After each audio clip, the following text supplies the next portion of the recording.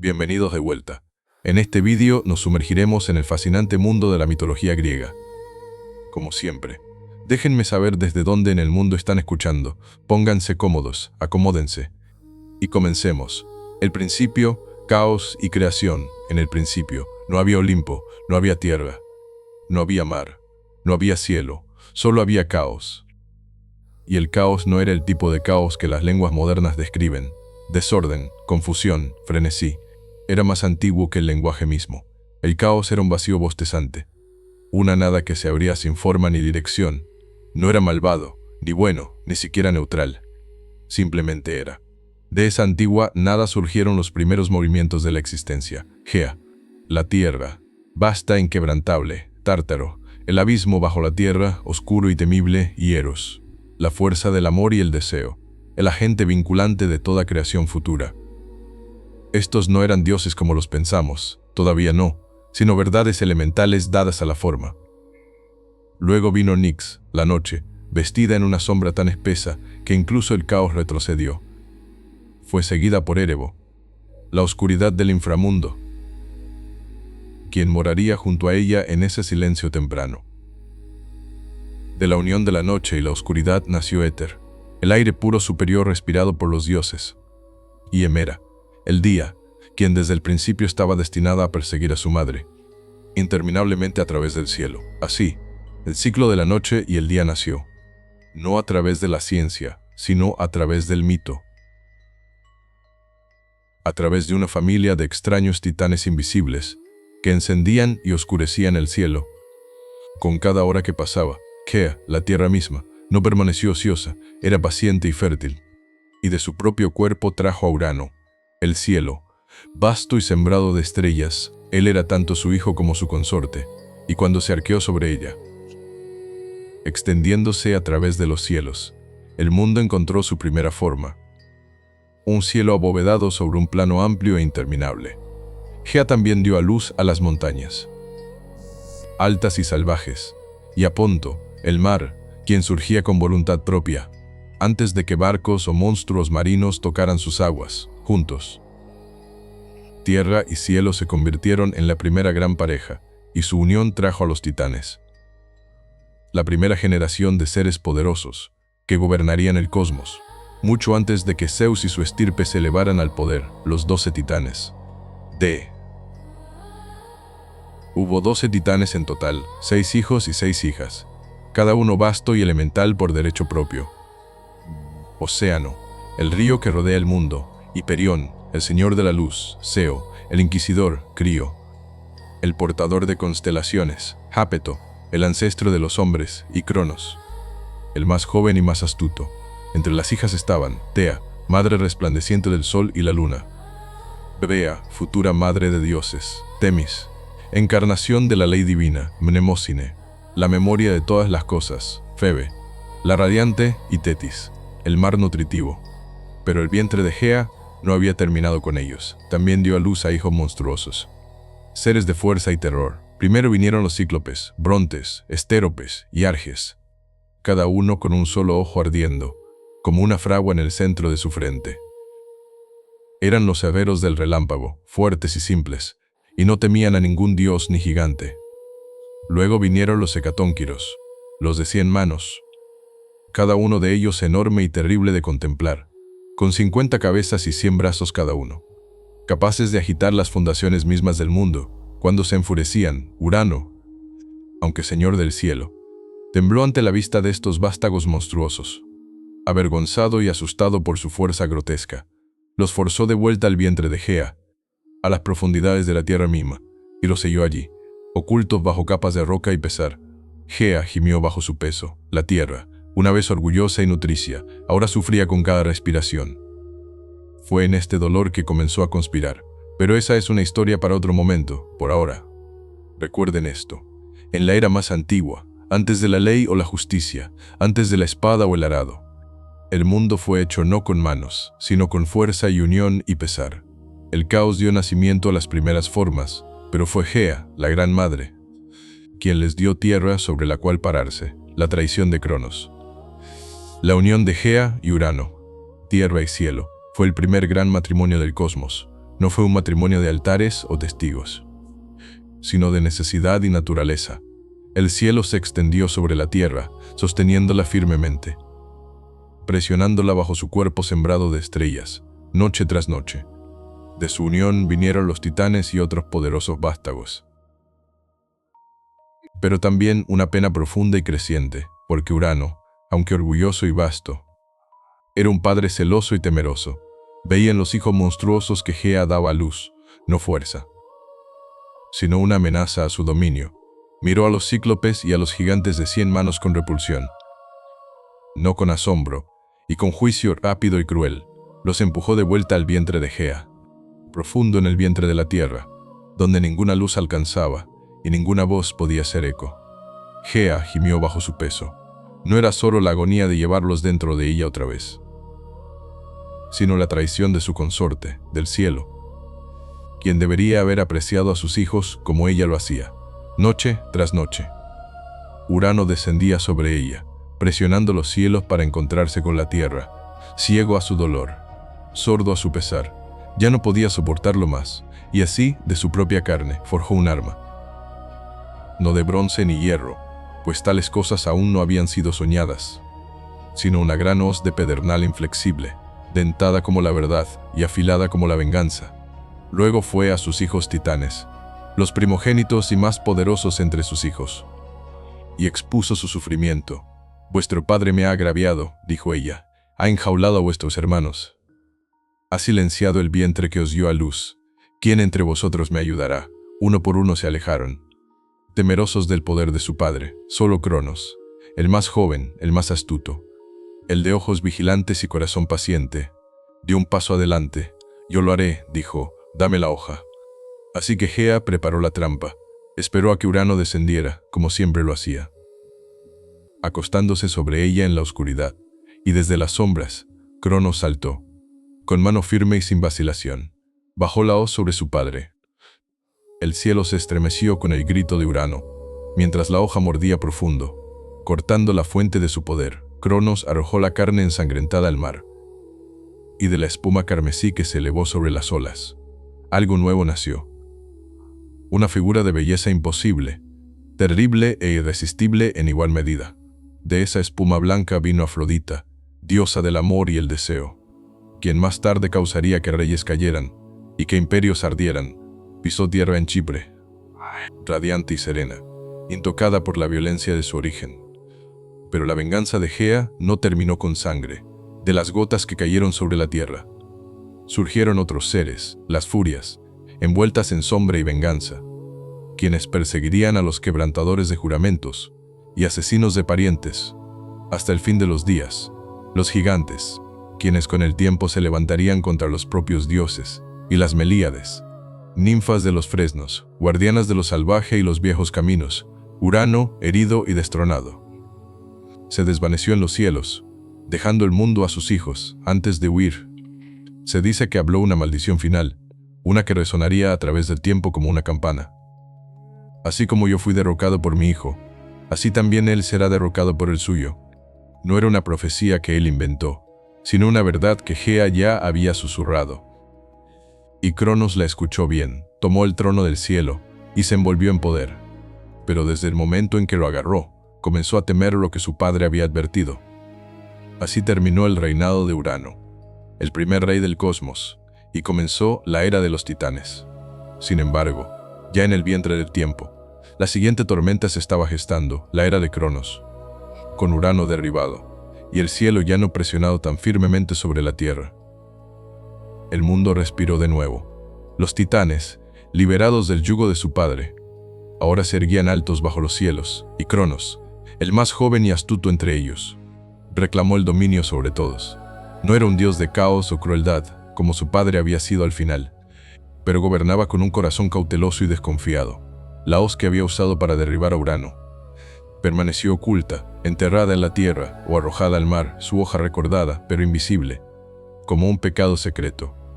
Cronos había liberado a su madre del tormento y a sus hermanos del encarcelamiento. Sin embargo, desde el momento mismo en que se sentó en el trono del cosmos, su mente estaba turbada por la profecía que lo había impulsado a la rebelión. Las palabras de su padre moribundo resonaban a través de él, como un segundo latido. Que él también sería derribado por su propio hijo. Así que Cronos tomó una esposa. Como deben hacerlo los reyes, eligió a Rea, su hermana, una titánide de fuerza gentil y profunda sabiduría, aunque su nombre un día sería pronunciado, en el mismo aliento que el dolor. Juntos gobernaron, a través de un tiempo que los poetas posteriores recordarían como una edad de oro, un tiempo cuando los mortales, recién creados, vivían en paz, libres del sufrimiento, intocados por el invierno o la guerra, y los frutos de la tierra maduraban, sin necesidad de trabajo. Era una era antes de que los reyes tuvieran ejércitos, antes de que los hombres construyeran muros o adoraran en templos, cuando la justicia se movía invisible entre la humanidad y nadie cerraba sus puertas, pero tal paz, como el mundo siempre ha sabido, no dura con el tiempo. Rea comenzó a dar a luz hijos, y cuando cada uno nacía, Cronos recordaba la maldición de su padre, no vaciló. En el momento en que Rea colocaba cada recién nacido en sus brazos, primero Estía, luego Deméter, luego Hera, Hades y Poseidón, abría sus fauces de par en par y los tragaba enteros. No quedaba rastro, ni un llanto, ni una cuna, solo el conocimiento de que se habían ido, ocultos dentro del vientre de su padre, como semillas en suelo invernal. Le dijo a Rea que era necesario, que no sufriría el mismo destino que Urano, que el trono debía ser protegido. Rea, aunque orgullosa y fuerte, era impotente contra él. Lloró, pero sus lágrimas no cambiaron nada. 5 veces dio a luz, y 5 veces perdió a sus hijos, ante el hambre del miedo de su esposo, pero la 6ª vez, resolvió actuar, el nacimiento de Zeus. Cuando sintió al niño moverse en su vientre, no fue a Cronos, huyó en cambio a la isla de Creta, donde las montañas se encontraban con el cielo, y profundas cuevas se abrían bajo la tierra. Allí, oculta entre pastores y ninfas, dio a luz a su hijo más joven, Zeus, y desde el momento de su nacimiento, Rea supo que era diferente. Su llanto sacudió los árboles. Sus ojos se abrieron antes de su primer aliento, y cuando agarró su dedo, lo sostuvo con la fuerza del destino mismo, para engañar a Cronos. Rea envolvió una piedra en telas de bebé y se la presentó con manos temblorosas. Él la tragó ávidamente, pensando que el peligro había pasado, pero bajo el monte Ida. El infante Zeus fue amamantado en secreto, fue custodiado por los curetes, guerreros que danzaban y chocaban sus escudos, para ahogar el sonido de sus llantos, y alimentado por la cabra Amaltea, cuya leche le dio fuerza más allá de toda medida. Y mientras Zeus crecía, también crecía la tormenta, que un día rompería el mundo. Sin embargo, por ahora, la era de Cronos se mantenía, el cielo estaba alto, la tierra estaba verde, y los titanes gobernaban desde sus tronos, ajenos al viento que se reunía. Pero profundo dentro de Cronos, 5 hijos se agitaban en la oscuridad, y lejos hacia el oeste. Un niño nacido en secreto observaba las estrellas y esperaba la rebelión de Zeus. En los pliegues ocultos del monte Ida, donde el aire era delgado y el viento susurraba nombres antiguos, a través de piedra y pino, Zeus creció hasta la edad adulta, criado en secreto. Lejos de la mirada de su padre, aprendió del mundo, no a través de libros o pergaminos, sino del silencio de los altos picos, del susurro de las hojas y de las historias cautelosas murmuradas por sus guardianes, a la luz del fuego. Bebió la leche de la divina cabra Amaltea, quien lo había nutrido desde el nacimiento. Y de su cuerno roto, arrancado por accidente o presagio, nació la cornucopia, símbolo de abundancia sin fin. Cuando Amaltea murió, Zeus colgó su piel entre las estrellas, en su honor, y su memoria se convirtió en parte del cielo, que un día comandaría. Pero no nació para contemplar estrellas, o para la soledad. La sangre en sus venas estaba espesa con profecía, y sus huesos llevaban el peso de la rebelión. Cuando llegó a la edad adulta, Gea misma comenzó a moverse, recordaba la traición de Cronos, el dolor de sus hijos encarcelados, los de 100 manos y los cíclopes, enterrados profundo en Tártaro. Su venganza no había terminado con Urano, solo había sido retrasada. Con palabras tan antiguas como la piedra, susurró la verdad en los sueños de Zeus, y en sus horas de vigilia, guió sus pasos. Primero, lo llevó a Metis, la titánide de la sabiduría. cuyo consejo era astuto, y cuya lealtad se inclinaba hacia el futuro. Con la ayuda de Metis, Zeus forjó un plan: golpear contra Cronos, rey de titanes y tiempo. Requeriría más que fuerza, demandaría astucia. Zeus regresó disfrazado a la casa de su padre y allí, con el arte de Metis, ofreció a Cronos una poción, mezclada en vino, agridulce y espesa como la miel. La bebida agitó las entrañas del viejo titán, y al fin, con un estremecimiento y un gemido, Cronos vomitó a los hijos que había tragado hace mucho tiempo. No vinieron como infantes, sino completamente crecidos y resplandecientes, vestidos en la fuerza de los dioses, renacidos en un mundo ya preparado para la guerra. Primero Estía, hogar y llama, luego Deméter, diosa del grano, luego la regia Hera, orgullosa y de ojos agudos, luego Hades, señor de los muertos, y al fin Poseidón, amo de las profundidades. Los 6 hermanos se pararon juntos, por primera vez como uno, y miraron al trono que los había arrojado a la oscuridad. No olvidarían la titanomaquia, pero Cronos no estaba sin aliados. Los titanes se reunieron con él, sus hermanos y hermanas congregándose en el monte Otris, el antiguo asiento de poder en el sur. Océano permaneció aparte, demasiado viejo o demasiado sabio para enemistades de sangre.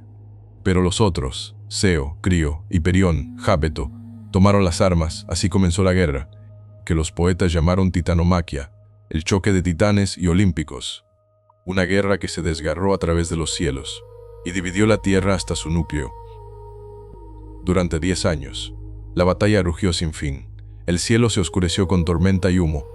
Trueno y fuego resonaron a través de las montañas, y el mundo abajo, todavía joven y silencioso, observó con pavor, mientras sus amos luchaban por el derecho a gobernar. Los titanes sostenían Otris, alto y desgastado por el tiempo, mientras Zeus y su parentela hicieron su parada en el monte Olimpo, un pico aún sin cicatrices por la guerra. Las batallas eran terribles e incesantes. El relámpago rasgó los cielos abiertos, y olas de marea tragaron islas enteras. Los volcanes sangraron fuego, y los vientos aullaron como lobos.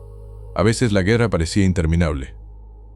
Ningún lado capaz de dar el golpe final, pero Gea, siempre vigilante, sabía que el equilibrio no podía inclinarse, sin lo que había sido enterrado hace mucho. Aconsejó a Zeus una vez más: si iba a ganar, debía descender a Tártaro y liberar a sus tíos monstruosos, los cíclopes y los hecatónquiros, que Cronos había mantenido encadenados, por miedo, con sus hermanos a su lado. Zeus rompió las puertas del inframundo y liberó los poderes encarcelados. Los cíclopes, agradecidos y ansiosos, regalaron a Zeus sus mejores armas: el rayo, el símbolo del cielo y la tormenta; a Poseidón dieron el tridente, con el cual comandaría los mares; y a Hades, un yelmo de oscuridad que lo haría invisible. Los hecatónquiros, gigantes con 100 manos, se unieron a la lucha al fin, lanzando montañas como piedras y golpeando a los titanes.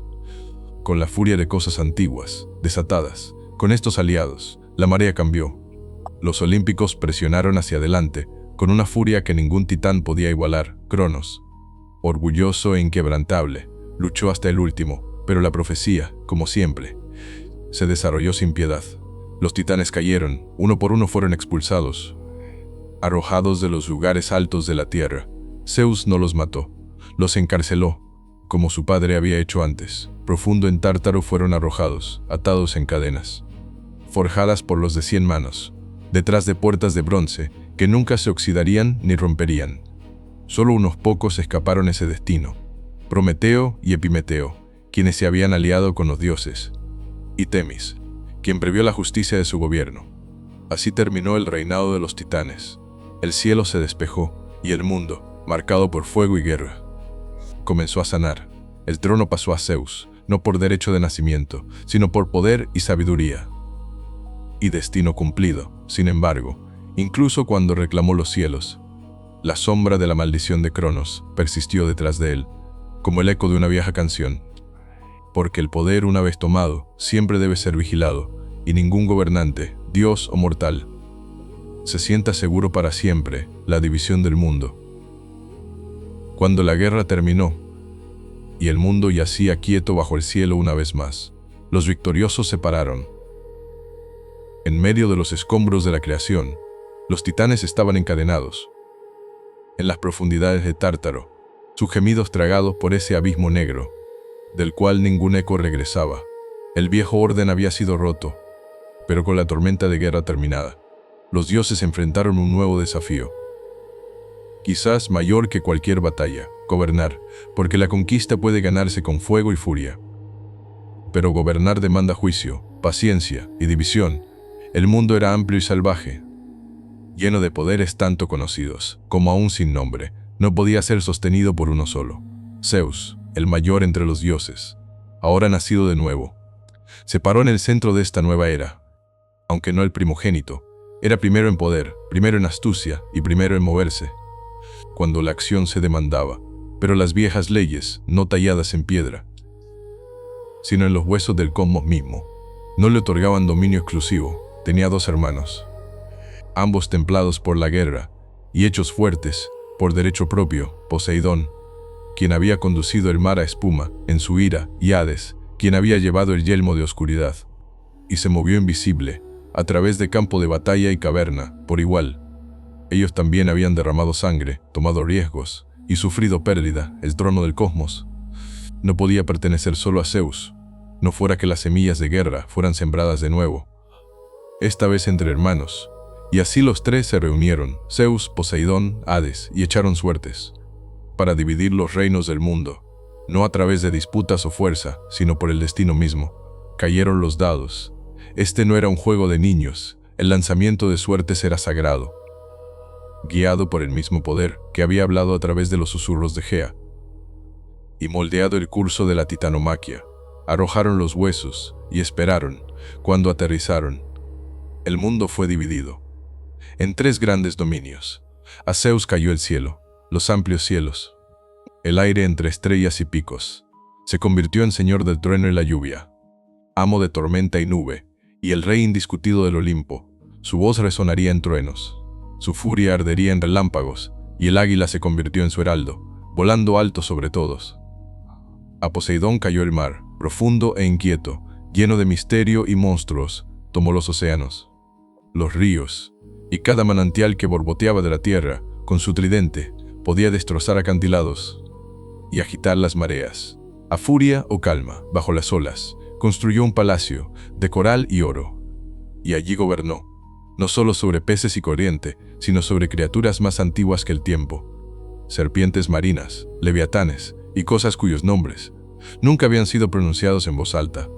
A Hades cayó el inframundo, la tierra de los muertos. No era un premio que la mayoría habría elegido, pero Hades lo tomó. Con tranquila resolución, gobernó el reino sombrío, con dignidad severa. Su reino oculto bajo la tierra, donde el sol no brillaba. Allí se convirtió en amo de las sombras, el juez de almas mortales y guardián de la riqueza oculta en las profundidades, gemas, metales y secretos perdidos en el tiempo. Aunque los hombres temían su nombre y lo susurraban solo cuando era necesario, Hades nunca rompió las leyes a las que juró defender. La tierra misma, la carne de Gea, fue dejada como reino común, compartida por todos. Las montañas no pertenecían a nadie. Los campos eran recorridos por mortales y espíritus por igual, y los bosques crecían salvajes, bajo ningún estandarte único.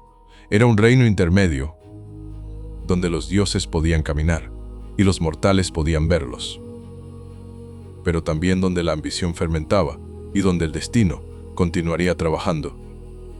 Su voluntad silenciosa.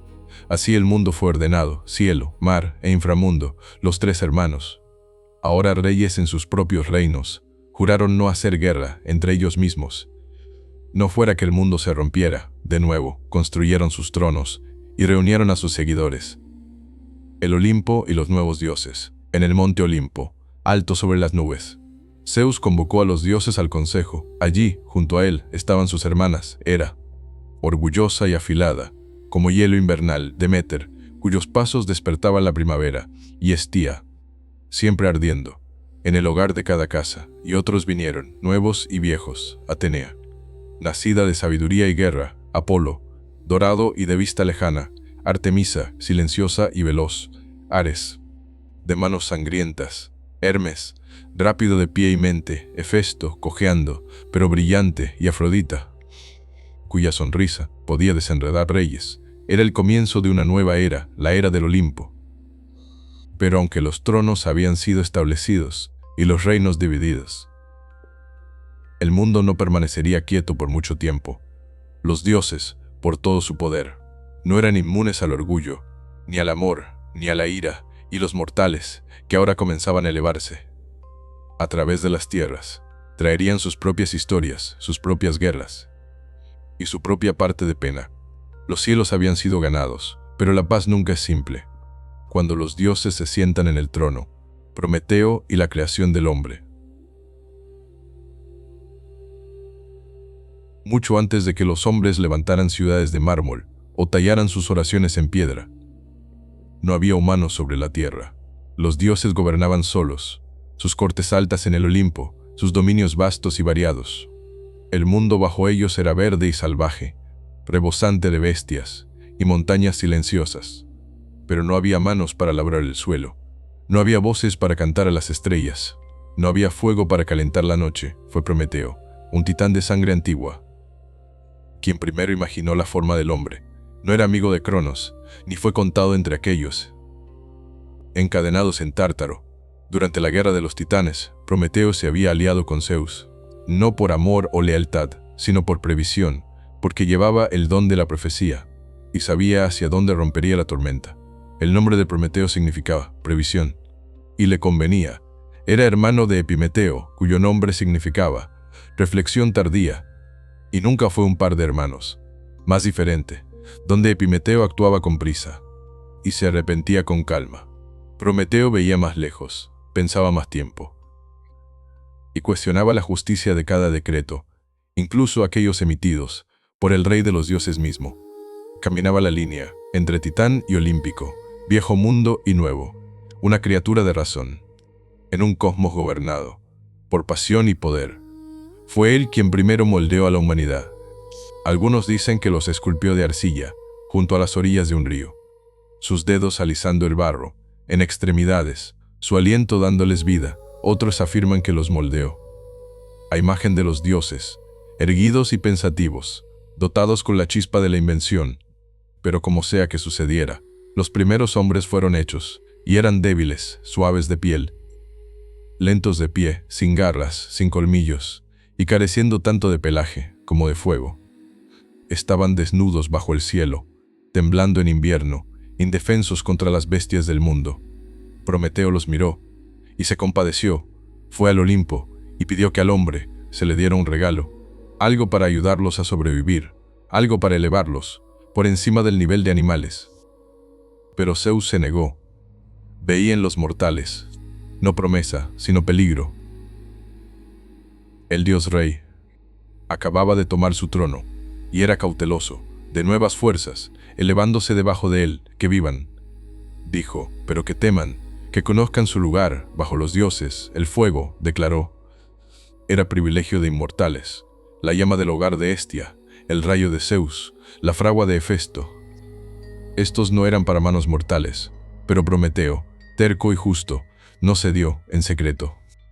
Escaló a los cielos, robó una llama de la fragua de Hefesto y la escondió en un tallo hueco de hinojo. Llevándola desde el Olimpo, la dio al hombre por primera vez. El fuego crepitó bajo las estrellas. El humo se elevó en espirales sobre las copas de los árboles. La luz empujó la oscuridad hacia atrás. Con el fuego vino calor, seguridad, cocina, metal, lenguaje, oficio. La humanidad, una vez fría y sin voz, comenzó a construir. Y con el fuego vino desafío también. Zeus no tardó en descubrir el robo. Su furia era terrible. Para castigar a la humanidad, encargó a los dioses crear un regalo. Aunque era una maldición disfrazada, Hefesto la moldeó de arcilla, una mujer de belleza perfecta. Afrodita le dio encanto, Hermes le dio astucia, y Atenea la vistió en ropaje plateado. Su nombre era Pandora, que significa todos los dones, y se le dio un frasco sellado, mal traducido en eras posteriores, como una caja, conteniendo las penas del mundo, enfermedad, trabajo, pesar, locura, envidia, Y la muerte misma, Epimeteo, siempre el tonto, la tomó en su hogar, a pesar de las advertencias de Prometeo. Y cuando Pandora, impulsada por curiosidad, el último regalo de los dioses, abrió el frasco, los males se derramaron en el mundo, como humo de un fuego.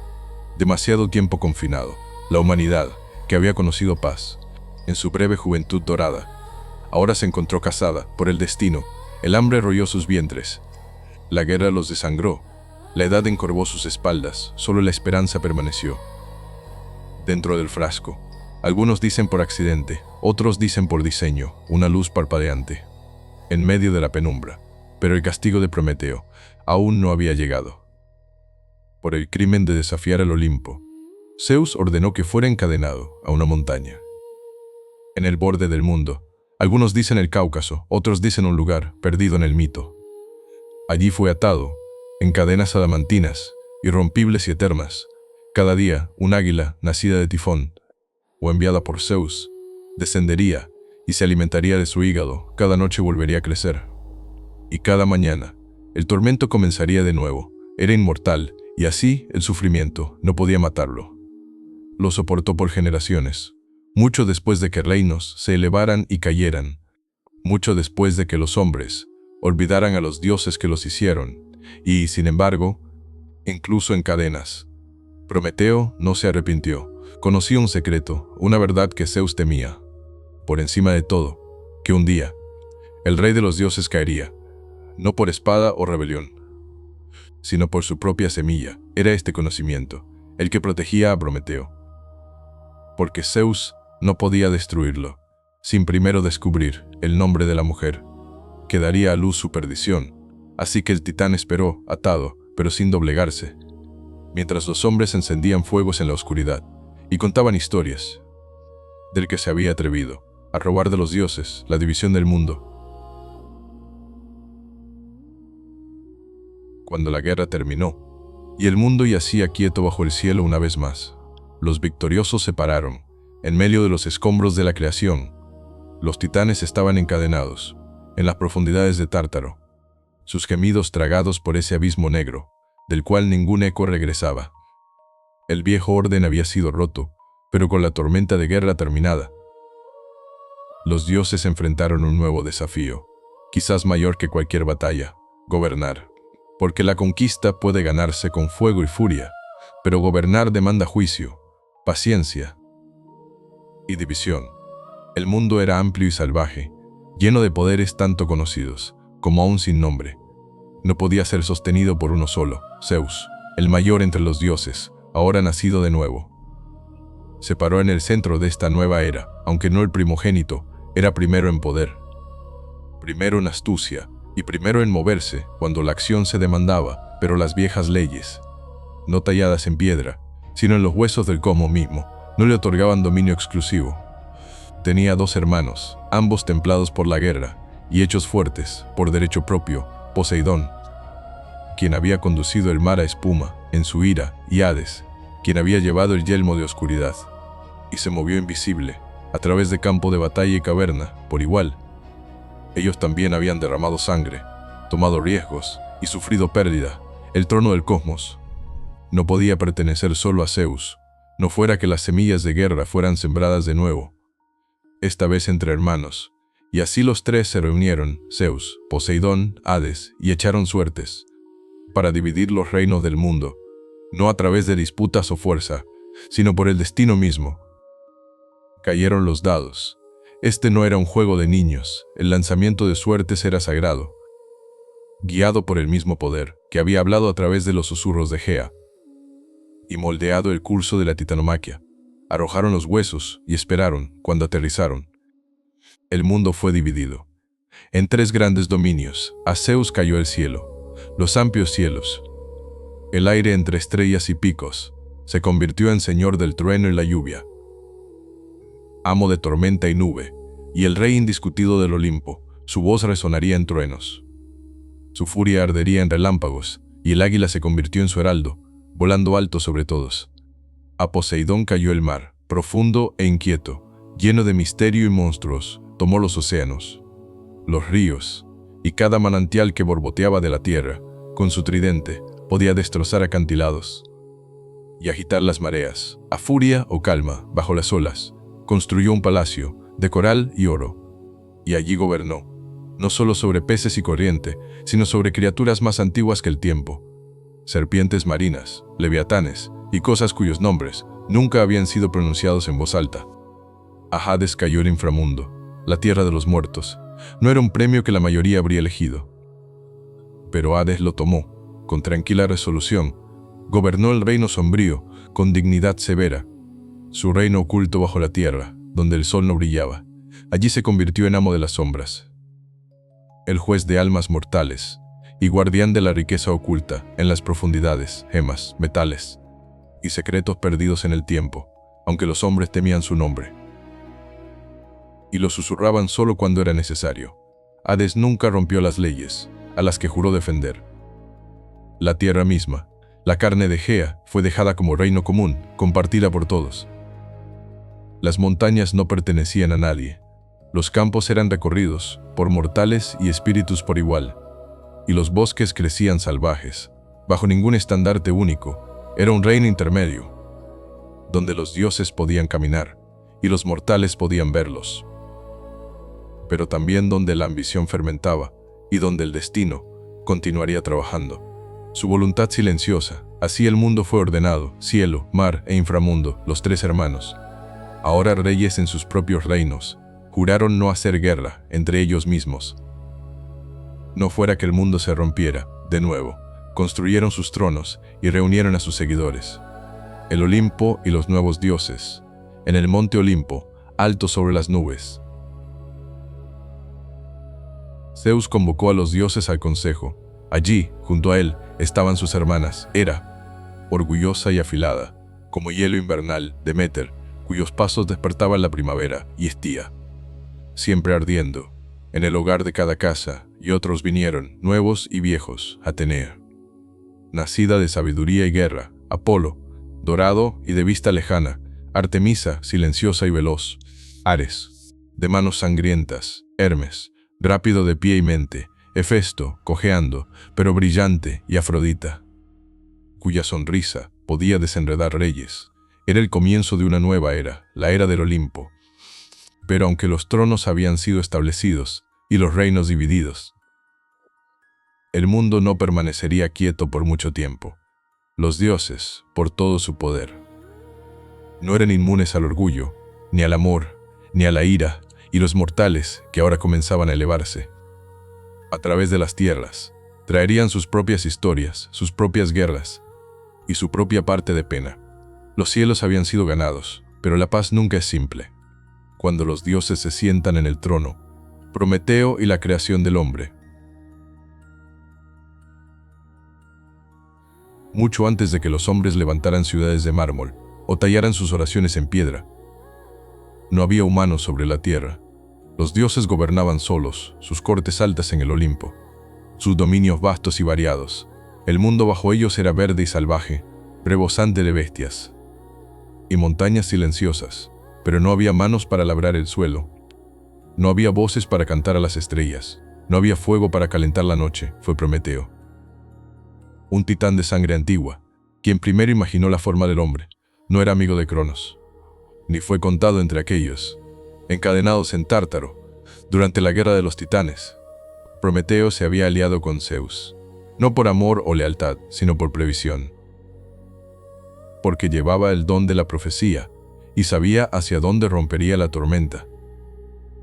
El nombre de Prometeo significaba previsión y le convenía. Era hermano de Epimeteo, cuyo nombre significaba reflexión tardía, y nunca fue un par de hermanos más diferente.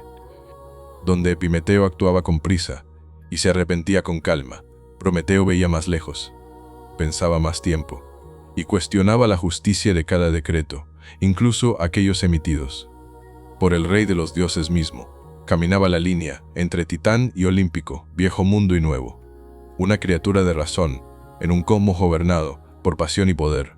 Fue él quien primero moldeó a la humanidad. Algunos dicen que los esculpió de arcilla, junto a las orillas de un río, sus dedos alisando el barro en extremidades, su aliento dándoles vida. Otros afirman que los moldeó a imagen de los dioses, erguidos y pensativos, dotados con la chispa de la invención, pero como sea que sucediera. Los primeros hombres fueron hechos, y eran débiles, suaves de piel, lentos de pie, sin garras, sin colmillos, y careciendo tanto de pelaje como de fuego, estaban desnudos bajo el cielo, temblando en invierno, indefensos contra las bestias del mundo. Prometeo los miró y se compadeció.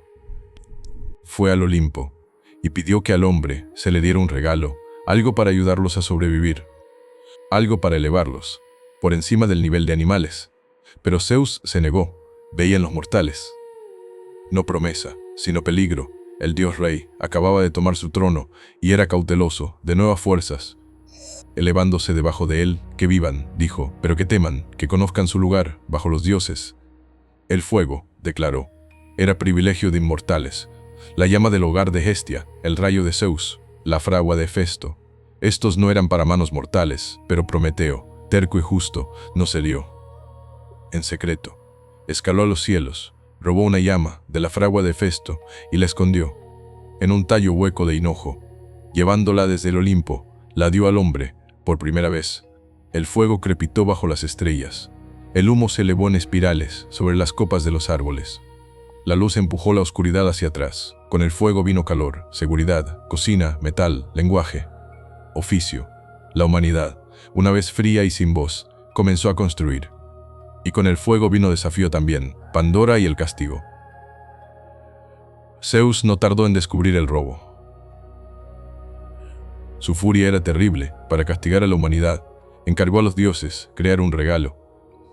Aunque era una maldición disfrazada, Hefesto la moldeó de arcilla, una mujer de belleza perfecta. Afrodita le dio encanto, Hermes le dio astucia y Atenea la vistió en ropaje plateado. Su nombre era Pandora, que significa todos los dones, y se le dio un frasco sellado, mal traducido en eras posteriores, como una caja, conteniendo las penas del mundo, enfermedad, trabajo, pesar, locura, envidia y la muerte misma. Epimeteo, siempre el tonto, la tomó en su hogar, a pesar de las advertencias de Prometeo.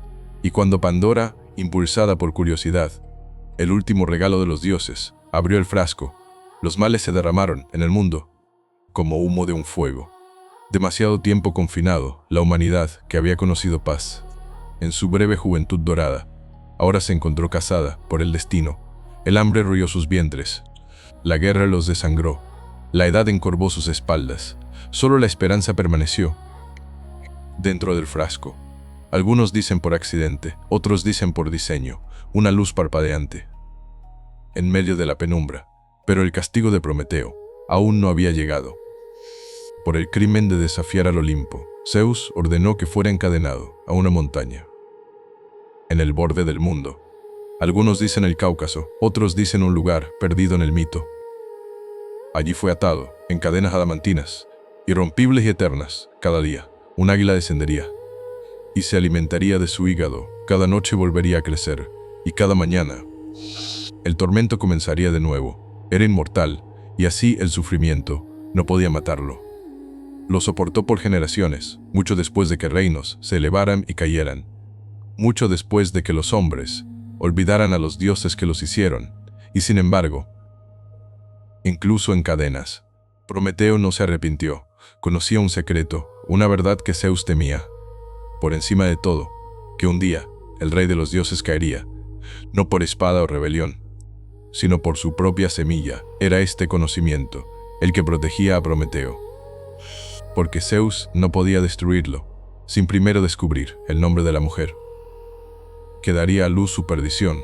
Así que el titán esperó, atado, pero sin doblegarse, mientras los hombres encendían fuegos en la oscuridad y contaban historias del que se había atrevido a robar de los dioses las edades del hombre. Los dioses, por toda su gloria, no estaban solos en moldear el mundo bajo el Olimpo, en el suelo que bebía la lluvia y sentía el calor del sol. La humanidad luchaba, se elevaba y caía, una y otra vez, sus vidas, breves y parpadeantes, junto a las largas memorias de los inmortales. Aún así dejaban una marca. Fue Hesíodo, el poeta y granjero beocio, quien primero puso estas eras en palabras, dividiendo la larga marcha de la existencia humana en 5 épocas distintas: oro, plata, bronce, heroica y hierro, cada una menor que la anterior. Salvo una, en el principio, hubo la edad de oro y fue diferente a cualquier tiempo que siguió. Vino durante el reinado de Cronos, antes de que los dioses aprendieran a temer la rebelión, y antes de que la tierra llevara el peso del hierro o la guerra. En esos días, los hombres vivían como dioses mismos, libres del dolor, intocados por la edad, y sin la carga del trabajo. La tierra daba su abundancia, sin persuasión, ofreciendo cosechas. En cada estación, no había necesidad de leyes, ni espadas, no había necesidad de reyes, ni monedas. Estos mortales tempranos no conocían hambre, ni enfermedad, ni pesar cuando llegaba su tiempo. No se marchitaban, ni sufrían, sino que morían, como cayendo en sueño, sus espíritus convirtiéndose en guardianes, puros y vigilantes, vagando el mundo como demones bondadosos, protectores de justicia y paz. La suya era una vida de armonía, y la suya fue lo más cercano que cualquier mortal llegaría al Edén, pero la edad de oro pasó, como todas las cosas doradas, con la caída de Cronos y el ascenso de Zeus. Amaneció la edad de plata, un tiempo de belleza más tenue y almas menos nobles. Estos mortales crecieron altos y fuertes, viviendo vidas largas, pero carecían de la sabiduría y la moderación de la raza dorada. Se demoraban en la infancia durante 100 años, ignorantes y mimados, solo para convertirse en hombres violentos, arrogantes, que se negaban a honrar a los dioses o atender sus decretos. No construyeron templos, no dieron ofrendas, y se burlaron de las leyes del Olimpo. Por esto, Zeus los derribó. Sus espíritus no se convirtieron en guardianes o demones vigilantes, sino que se desvanecieron en el inframundo, pálidos y olvidados. La suya era una raza perdida, por orgullo y desobediencia. Luego vino la edad de bronce, nacidos de fresnos, los mismos árboles usados para lanzas y escudos. Estos no eran hombres gentiles, eran criaturas de guerra, poderosos y duros. Se decía que su carne misma estaba forjada de bronce. Sus hogares eran de bronce, sus herramientas eran de bronce, sus corazones parecían fundidos. Del mismo metal, vivían para la batalla y morían por ella, sembrando el mundo con sangre y ceniza. Eran terribles de contemplar, pero no malvados, solo impulsados por el ritmo de tambores de guerra y el choque de armas. No construyeron ciudades, no escribieron poemas, no tallaron estatuas. Cuando murieron, dejaron poco atrás, excepto espadas destrozadas y campos vacíos. Incluso los dioses no lamentaron su paso, se hundieron en Hades, sin eco ni oración. Sin embargo, no todo declive es constante. De la sangre y el humo, de la edad de bronce, se elevó una luz breve y brillante, la edad heroica, un tiempo diferente a cualquier otro. No era parte del descenso, sino un interludio de gloria antes de la caída. Estos mortales eran mayores que aquellos que vinieron antes o después, eran los semidioses. Los hijos e hijas de dioses y hombres construyeron ciudades, navegaron mares y tallaron sus nombres en la memoria del mundo. Esta fue la era de Perseo y Heracles, de Teseo y Atalanta, de Jasón y los argonautas, de Héctor y Aquiles y Odiseo. Lucharon grandes guerras contra monstruos, contra reyes extranjeros, y finalmente, unos contra otros, en Troya. Muchos murieron jóvenes, y muchos más murieron olvidados. Pero sus historias persistieron, llevadas en canción y piedra, en épicas y oraciones. Algunos recibieron un lugar en las islas de los bienaventurados, más allá del borde del océano, donde los héroes moran en paz, y luz del sol para siempre. La edad heroica no duró, pero mientras ardió, iluminó el mundo, y luego vino la era que Hesíodo llamó suya, la edad de hierro, donde aún moramos. Este es un tiempo de pena y trabajo, un mundo envejecido y pesado. Los hombres ahora laboran desde el amanecer hasta el anochecer, plantando semillas en suelo amargo, criando hijos, en medio de guerra y hambruna, envejeciendo con dolor y miedo. En la edad de hierro, los lazos se rompen fácilmente entre amigos, entre parientes, entre huésped y anfitrión. La justicia, una vez alta y dorada, ahora camina con ojos desviados. Las mentiras son muchas, los juramentos son baratos, Y los dioses, si aún observan, lo hacen con silencio. En esta era, los mortales construyen torres, pero olvidan a sus ancestros, persiguen oro y poder y talan los bosques que los alimentaron. Es una era de lucha, y se dice que un día, incluso esto pasará, un día, los dioses darán la espalda, completamente. Un día, Zeus arrojará su rayo, y la humanidad se desvanecerá, como humo en el viento. Sin embargo, por todo eso, la edad de hierro perdura, los hombres aún construyen, aún esperan, aún cuentan historias de un tiempo, cuando los mortales eran dorados, y los dioses caminaban entre ellos. Y quizás esa esperanza, frágil como es el único regalo que Zeus no recuperó cuando Pandora abrió el frasco. Perseo, el primer gran héroe. En la luz menguante, entre la era de los dioses y la era de los hombres, vino una generación de mortales, diferente a las anteriores o posteriores, hombres nacidos, no solo de arcilla, sino de sangre divina y vientres mortales, moldeados tanto por el Olimpo como por la tierra. Estos eran los héroes, sus vidas fueron breves, sus destinos a menudo crueles. Pero sus nombres resonarían, a través del tiempo, como el retumbar de una tormenta distante. Entre los primeros y más grandes, estaba Perseo, asesino de monstruos, fundador de dinastías, y por sangre y hazaña, el precursor de todos, quienes llevarían corona de héroe. La historia de Perseo comienza, no en batalla, sino en profecía y miedo. Su madre, Dánae, era princesa de Argos, hija del rey Acrisio. El rey, como todos los reyes de esa era, temía lo que no podía controlar. Un oráculo le advirtió que su hija daría a luz un hijo, destinado a matarlo.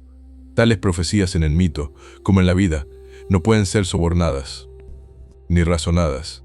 Así que Acrisio hizo lo que los reyes hacen cuando enfrentan una verdad que temen. Buscó destruir la causa. Encerró a Dánae en una torre de bronce, bajo la tierra, una habitación sellada contra el tiempo, y los hombres por igual, pero los dioses, como a menudo hacían, se rieron de las precauciones mortales. Zeus, en forma de lluvia dorada, se deslizó a través de grietas que ningún muro podía mantener, y cayó sobre Dánae en su soledad. De esa unión, Perseo fue concebido cuando Acrisio descubrió al niño. No se atrevió a derramar sangre real directamente, porque incluso los tiranos temen la ira de los dioses. En cambio, colocó a Dánae y su hijo infante en un cofre de madera y los arrojó al mar, confiando en que Poseidón o el azar los ahogarían, pero el mar es tan voluble como el destino.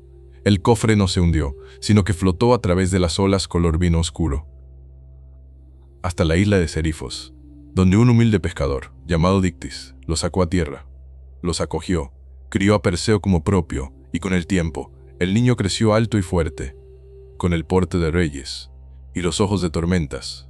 Pero la paz nunca es una compañera larga para aquellos que llevan destino.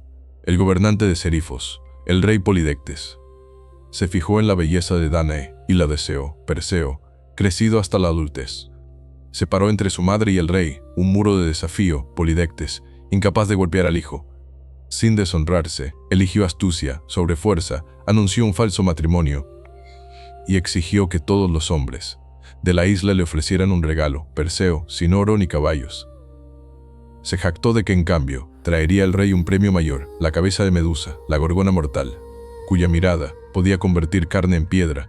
La tarea era cruel y Polidectes lo sabía. Ningún hombre que había buscado a Medusa había regresado jamás. Era una de 3 hermanas gorgonas, nacidas de antiguas deidades marinas, horribles y aladas, sus cabezas coronadas de serpientes, sus ojos malditos. Solo Medusa era mortal, sus hermanas eran inmortales, y ninguna podía ser abordada sin peligro. Pero los dioses, quienes observaban el mundo con ojos curiosos, favorecían a Perseo. La búsqueda de Medusa, Atenea, nacida de la cabeza de su padre, y nunca una para olvidar un agravio. Medusa, después de todo, había sido una doncella en su templo hasta que la violencia y el orgullo de Poseidón lo profanaron. Prestó su escudo al joven héroe. Estaba pulido como un espejo, y en su reflejo uno podía mirar a una gorgona sin encontrar su mirada. Hermes, rápido y astuto, le vio una espada curva y sandalias aladas para volar, y lo dirigió a las Greas, las hermanas grises, quienes compartían un solo ojo entre ellas y conocían el camino secreto. A la guarida de la Gorgona, Perseo, a través de ingenio y voluntad, robó su ojo y negoció por la verdad.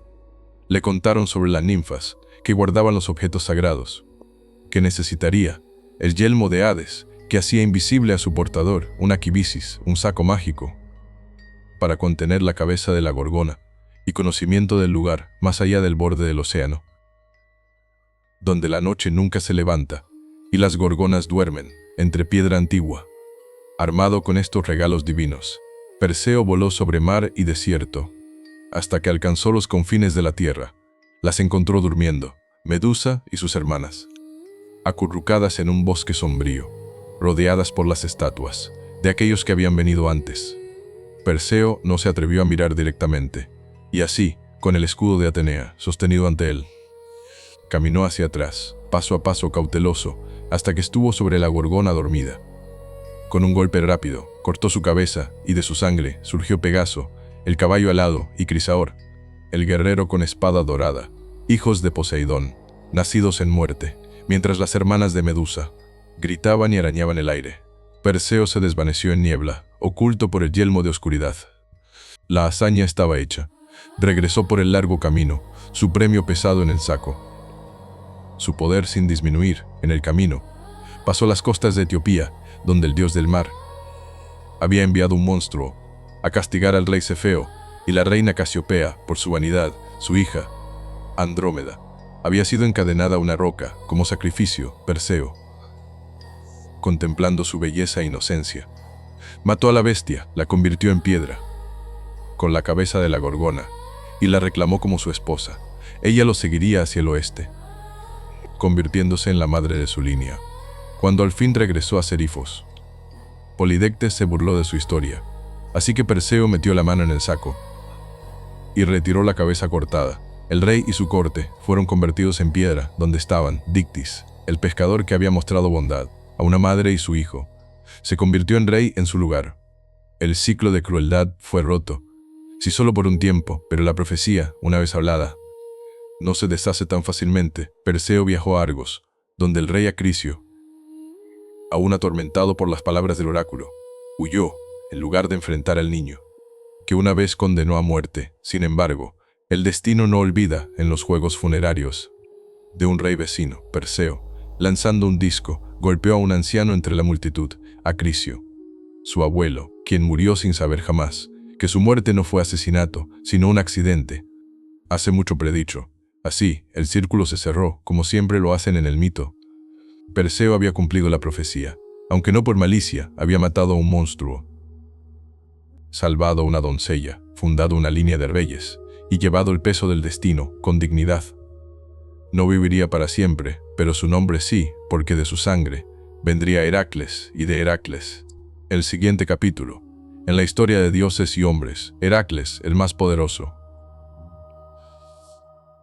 Si Perseo fue el primer gran héroe, Heracles fue el más poderoso. Su nombre, como trueno sobre montañas distantes, llevaba peso a través de cada tierra, tocada por aliento helénico.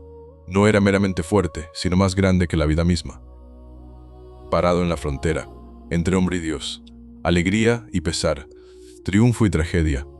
Era el bisnieto de Perseo, un hijo de Argos y un hijo de Zeus, y aunque los dioses lo bendecirían con fuerza, lo maldecirían con sufrimiento. Su nacimiento fue en sí mismo un truco del tiempo. Zeus, siempre lujurioso, deseó a Alcmena, esposa del general tebano. Anfitrión, disfrazado como su esposo, el rey de los dioses, yació con ella, extendiendo una sola noche, en triple duración. De esa unión vino Heracles, y de Anfitrión, un gemelo Ificles, mortal y sin marcar. Hera, como siempre, observó desde su trono, con ojo frío y amargo. Conocía los caminos de su esposo, y conocía también bien la amenaza que este niño, medio dios aunque fuera, podría un día representar para su propio dominio, incluso en la cuna. Heracles llevaba la marca de lo divino. Hera, buscando destruirlo temprano, envió 2 serpientes al cuarto de los niños, para estrangular al infante. Pero el niño extendió la mano, con manos regordetas, y las estranguló a ambas, una en cada puño. Antes de que ninguna nodriza pudiera gritar, desde ese momento, su fama comenzó a crecer como joven. Se entrenó en todas las artes, apropiadas para un noble: música, arquería, lucha y conducción de carros. Sin embargo, había algo salvaje en él, una inquietud de alma, que ninguna lira ni tutor podía domar. La adultez le trajo tanto amor como ruina. Se casó con Mégara, hija del rey tebano Creonte, y por un tiempo vivió en paz, engendrando hijos y defendiendo su ciudad. Pero Hera no había olvidado, en un ataque de ira divina, nubló la mente de Heracles con locura. Enfurecido a través de sus propios salones, mató a su esposa e hijos con las mismas manos que una vez los acunaron cuando la locura pasó. Y su visión se aclaró, contempló la sangre y la ruina de su propia casa. Sus gritos alcanzaron el Olimpo, pero ningún dios respondió. Para expiar, buscó el oráculo de Delfos. La Pitia, hablando en acertijos, le dijo que debía someterse a la voluntad de Euristeo, rey de Tirinto, su primo, menor en fuerza, pero mayor en destino, solo a través de servidumbre. A través de sufrimiento, podría Heracles ganar redención. Así comenzaron los 12 trabajos. Hazañas tan grandes y terribles que incluso los dioses tomaron nota. Los 12 trabajos. El primer trabajo fue matar al león de Nemea, una bestia cuya piel dorada no podía ser perforada por armas mortales. Heracles lo acorraló en su cueva y lo estranguló con sus manos desnudas. Desolló a la bestia usando su propia garra y llevó la piel como armadura desde entonces, una segunda piel, para protegerlo del mundo. El segundo fue la hidra de Lerna, una serpiente de 9 cabezas, 2 de las cuales crecerían de vuelta, por cada una cortada. Heracles la combatió en los pantanos, ayudado por su sobrino, Iolao, quien cauterizó los muñones. Mientras eran cortados de la última cabeza, inmortal y venenosa, Heracles cosechó su veneno y sumergió sus flechas en él, haciéndolas mortales, incluso para los dioses. El tercer trabajo fue capturar la cierva de Serinia, un venado de cuernos dorados. Sagrado para Artemisa, Heracles lo persiguió durante un año, a través de colinas y ríos, antes de capturarlo vivo con gentileza, ganando la aprobación reacia de la diosa. El cuarto trabajo lo llevó al jabalí de Erimanto, una bestia monstruosa de lo salvaje. Lo luchó en las alturas cubiertas de nieve de Arcadia y lo arrastró de vuelta a Tirinto, atado en cadenas, riendo mientras Euristeo se escondía aterrorizado dentro de una jarra de bronce. La quinta tarea fue menos gloriosa: limpiar los establos de Augías, hogar de miles de ganado, intocado por escoba o pala. Durante décadas, Heracles, siempre solucionador de problemas, desvió ríos para lavar la suciedad. En un solo día, el sexto fue ahuyentar a los pájaros del estínfalo, criaturas comedoras de hombres, con picos de bronce y alas de plumas afiladas como navajas. Con la ayuda de una carraca de Atenea, los asustó al vuelo y los derribó del cielo. El séptimo trabajo lo llevó, lejos al oeste, para capturar el toro de Creta, una bestia de origen divino que había engendrado al Minotauro. Heracles lo luchó y lo trajo vivo de vuelta, mientras la mirada del toro ardía con locura y furia de sal marina.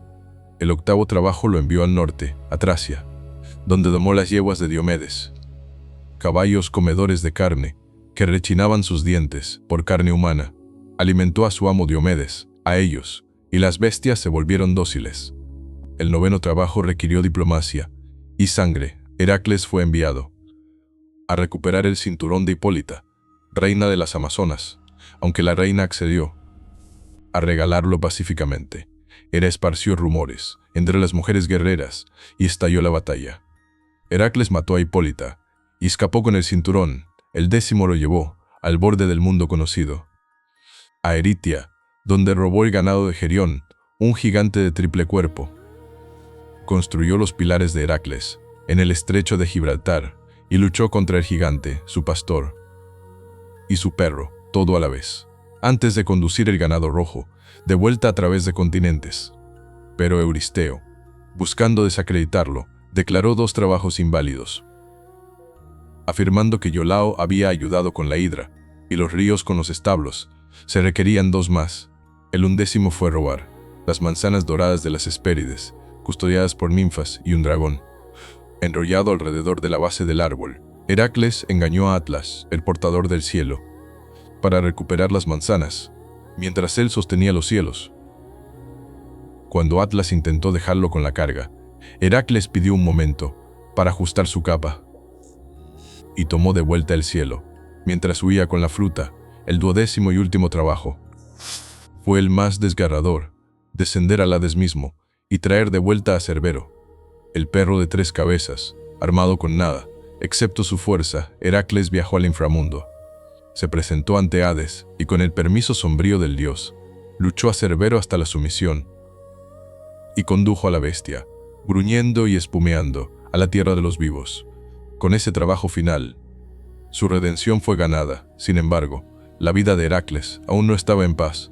Luchó más batallas, tomó nuevas esposas y engendró muchos hijos, pero el odio de Hera perduró. Al final, no fue espada ni monstruo lo que lo mató, sino la sangre envenenada del centauro Neso, untada sobre una túnica, regalada por su esposa, Deyanira, quien creyó que era un encanto de amor. Mientras el veneno ardía a través de su carne, Heracles construyó su propia pira en el monte Eta. Ningún mortal se atrevió a encenderla, hasta que Filoctetes, un simple pastor, dio un paso adelante. Por eso, recibió el arco del héroe. Heracles fue consumido por las llamas, pero en muerte renació. Zeus lo elevó al Olimpo, donde se le otorgó inmortalidad, y se casó con Hebe, diosa de la juventud. Se convirtió no solo en un héroe, sino en un dios. Sus trabajos, nacidos de pesar y culpa, se convirtieron en la medida misma del heroísmo. Donde otros fueron recordados en historia, Heracles fue recordado en santuarios, en juegos y en los corazones de los hombres, que aunque mortales, se atrevían a soñar con grandeza. Teseo, el héroe de Atenas. Si Heracles fue el más grande de los héroes griegos, entonces Teseo fue el más político, el más astuto, el más humano. No era meramente un asesino de bestias o rompedor de maldiciones. Era un constructor de ciudades, un tejedor de leyes, y el espíritu fundador de Atenas, la ciudad que un día se nombraría a sí misma cuna de la civilización.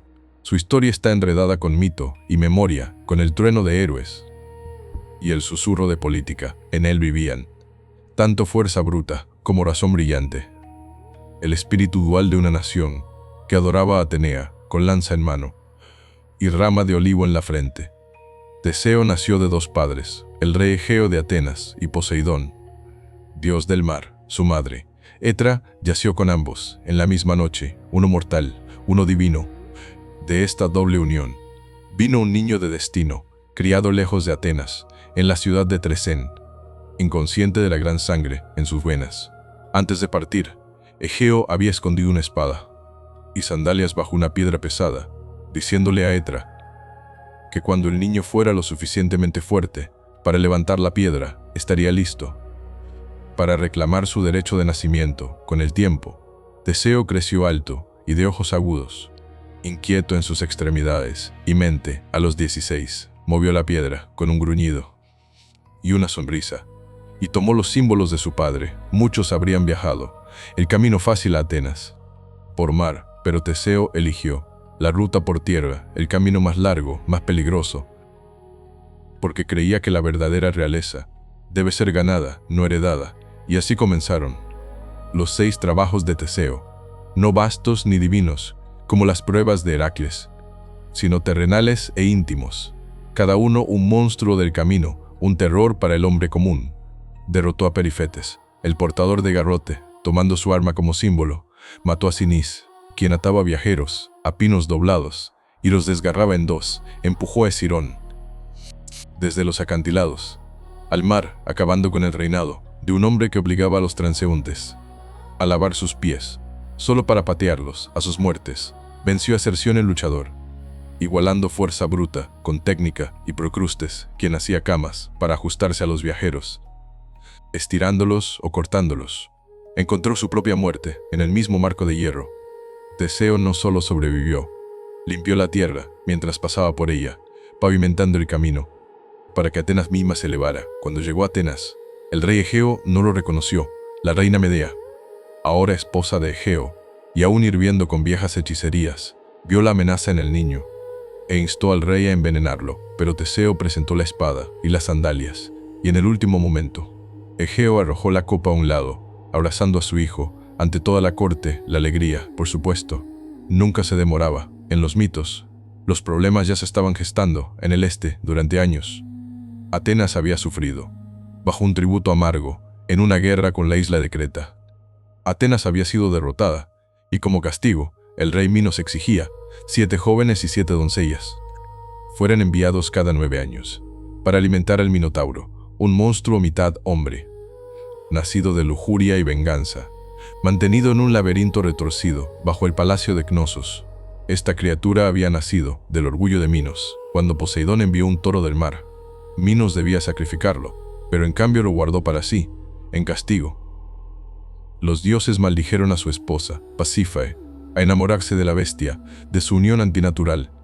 Nació el Minotauro, Asterión, cornudo y violento, una vergüenza viviente, sellada en el laberinto, diseñado por Dédalo. El gran inventor Teseo, aprendiendo del tributo, se ofreció voluntario. Entre los elegidos, iría, no como cordero al matadero, sino como cazador a la guarida. Antes de partir, prometió a su padre que si tenía éxito, regresaría con velas blancas en su barco. Si fallaba, las velas permanecerían negras, el Minotauro y Ariadna. Al llegar a Creta, el destino giró de nuevo. Ariadna, hija de Minos y media hermana del Minotauro, vio a Teseo y lo amó. Le dio un regalo, una bola de hilo, una clave y el secreto de los caminos sinuosos del laberinto. Esa noche, Teseo entró al laberinto. En sus espirales oscuras, donde la piedra giraba sin fin, en piedra encontró a la bestia. Lucharon sin palabras, un príncipe contra una pesadilla. Teseo, armado con habilidad y una hoja afilada, derribó a la criatura, luego siguió el hilo, de vuelta a la luz. Huyó con Ariadna y los atenienses liberados, navegando al Egeo. Sin embargo, el amor en las historias griegas nunca es simple. En la isla de Naxos, Teseo abandonó a Ariadna. Algunos dicen que Dioniso la reclamó para sí, otros dicen que Teseo temía lo que una novia cretense podría significar para un trono ateniense. Ella despertó sola y lloró bajo estrellas desconocidas. Teseo continuó a casa, pero en su dolor o su olvido no cambió las velas. Desde los acantilados de Atenas, el rey Egeo vio negro en el horizonte y creyó a su hijo muerto. Afligido, saltó al mar que aún lleva su nombre, el Egeo, ahora rey. Teseo no descansó. Unificó Ática, la región alrededor de Atenas, uniendo sus aldeas en una sola ciudad-estado. Estableció festivales y juegos, templos y leyes. Era un héroe de gobierno, tanto como de combate. Se aventuró una y otra vez en el mito, luchando junto a Heracles contra las Amazonas. Viajando al inframundo con Pirito, su amigo imprudente, para robar a Perséfone misma de Hades. Ese viaje terminó en fracaso. Pirito fue tragado por la tierra y Teseo quedó atrapado en la silla del olvido, su memoria erosionada por el aire de muerte. Solo Heracles, en su propio viaje, lo arrancó libre, pero el tiempo, como siempre, gira. Al final, los atenienses, cansados de reyes y atormentados por nuevos héroes y nuevas filosofías, expulsaron a Teseo al exilio. Huyó a la isla de Ciro, donde fue traicionado por un rey celoso y arrojado desde un acantilado. Sus huesos serían luego recuperados por los atenienses y enterrados con honor, pero en el momento de su muerte estaba solo, sin multitud, sin corona, sin coro, y, sin embargo, su legado perduró, donde Heracles simbolizaba la fuerza del cuerpo. Teseo encarnaba la fuerza de la polis, la ciudad, la ley, el pueblo unido por más que sangre. Atenas se elevaría sobre sus hombros, y aunque adoraría a Atenea, recordaría al rey que construyó sus huesos, Jasón y los argonautas. Mucho antes de que Troya ardiera, y mucho después de que los titanes cayeran, vino un viaje diferente a cualquier otro. Una búsqueda que cruzó continentes y dioses, unió héroes en hermandad y terminó en traición y exilio. Era una historia de dragones y juramentos, de reyes usurpados y tronos reclamados. Y en el centro de todo estaba Jasón, un príncipe exiliado en la infancia, un héroe forjado, no por guerra o profecía, sino por el fuego lento de la venganza. Su historia comenzó en Yolco, un reino costero en Tesalia. El padre de Jasón, Esón, había sido usurpado por su propio hermano, Pelias, un hombre que no adoraba ley, sino poder, temiendo al niño que un día podría elevarse contra él. Pelias buscó matar a Jasón al nacer, pero Esón, advertido, envió al infante lejos, sacado de contrabando de la corte y criado en secreto por el sabio centauro Quirón, quien había entrenado a Aquiles, Asclepio y otros hijos del destino. Jasón creció fuerte en lo salvaje, alimentado con miel y conocimiento, sus extremidades endurecidas por la caza, su mente por canciones de reyes que habían caído y se habían elevado de nuevo. Los años pasaron. Jasón regresó hombre, vestido en una sola sandalia, porque al cruzar el río Anauro había perdido una en la corriente fangosa, mientras llevaba a una anciana a través del agua. La mujer, por supuesto, era disfrazada, probando al joven héroe cuando entró a la ciudad. Pelias vio al extraño de una sandalia y palideció porque el oráculo una vez le había advertido: «Cuídate del hombre que viene con un zapato». Jasón, audaz, pero no tonto, no desenvainó espada, ni levantó un grito, habló claramente. Era el hijo de Esón y heredero legítimo, Pelias, demasiado astuto para golpear abiertamente. Fingió bienvenida y ofreció una prueba. «Si deseas ser rey», dijo, «entonces demuestra tu valía. Recupérame el vellocino de oro de la lejana tierra de Cólquida. Trae de vuelta ese antiguo premio y cederé la corona». El vellocino había pertenecido a un carnero alado que había salvado a 2 niños, Frixo y Ele, de la muerte. El carnero lo había llevado a través del mar, y cuando Frixo alcanzó seguridad en Cólquida, sacrificó la bestia en gratitud. Su vellocino, dorado como el fuego, fue clavado a un roble en un bosque sagrado, custodiado por serpientes y sombra, vigilado por el rey Etes, hijo del dios Sol Helios. Ningún griego había ido allí y regresado. Pero Jasón aceptó el desafío, convocó a los más grandes héroes de su tiempo para unirse a él, y vinieron, no como soldados, sino como voluntarios, cada uno buscando gloria. Heracles vino, y Orfeo con su lira, Atalanta la cazadora, Cástor y Pólux, los hijos de Zeus, Meleagro, Teseo, Cetes y Calais, hijos alados del viento del norte, 50 héroes en total. Juntos abordaron un barco, llamado Argo, construido por Argos, bajo la guía de Atenea. En su proa, ella colocó una pieza de roble sagrado, de Dodona, una madera que podía hablar en profecía. El barco mismo era un personaje en la historia, susurrando advertencias y guiando el destino. Navegaron al este, más allá de costas y tempestades. En leyenda, sus primeras pruebas no fueron de monstruos, sino de hombres. En Lemnos encontraron una tierra gobernada por mujeres que habían matado a todos sus esposos. Allí Jasón yació con Hipsípila, reina de la isla, y engendró hijos que nunca vería crecer. En Tracia encontraron al vidente ciego Fineo, atormentado por las arpías que ensuciaban su comida. Los boreadas alados ahuyentaron a las criaturas, ganando la profecía de Fineo, un camino a través de las rocas mortales que chocaban, 2 acantilados que se cerraban como mandíbulas sobre cualquiera que intentara pasar. Por consejo de Fineo, liberaron una paloma, voló a través y perdió solo una pluma de cola. El Argo siguió a toda velocidad, y las rocas atraparon su popa, pero apenas. Desde entonces, el paso permaneció quieto. El mar, parecía, respetaba a aquellos que se atrevían. Al fin, alcanzaron Cólquida, una tierra de fuego y hierro. El rey Etes no los mató a primera vista. Jasón era un extraño, y en ese mundo antiguo, los extraños eran sagrados. Pero Etes accedió a otorgar el vellocino, solo si Jasón completaba 3 tareas: uncir toros que arrojaban fuego, arar un campo con ellos, sembrar dientes de dragón y, luego, derrotar a los guerreros que surgirían del suelo. Estas no eran pruebas de coraje, sino de imposibilidad. Habría terminado allí si los dioses no hubieran intervenido. Eros, por orden de Hera, golpeó a Medea, hija de Etes, con una flecha de amor. Era una sacerdotisa de Hécate, versada en hierbas y veneno, intocada por hombres, fría como la luz de luna. Pero a la vista de Jasón, su corazón la traicionó, le dio una poción para protegerlo de las llamas.